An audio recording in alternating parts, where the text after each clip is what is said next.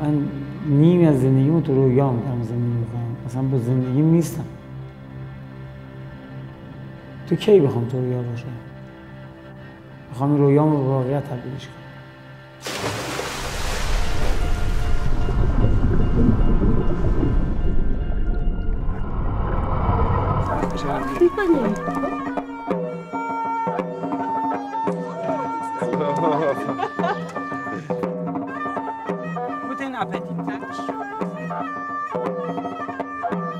سه سال من گردش کردم تو این منطقه، هر روز یا خارجی یا خودم تنها دنبالی میگشتم یکی پیدا کنم که بنیانگذار یا ملکه اون ایلی که میخوام راه بندازم بشه.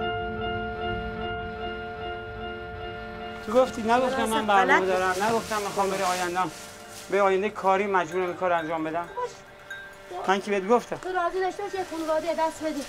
دست نمیدم. میدیم خوبم. منطقی فکر کنی دست نمیدم. میدیم.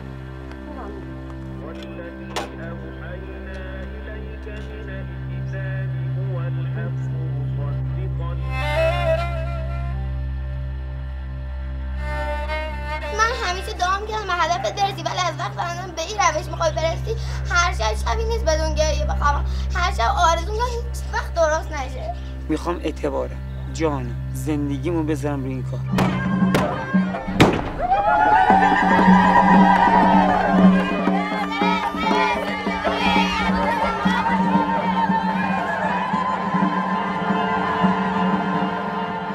کثافت، عشق و آرزو و آینده رو من یه آدم جادویی بودم.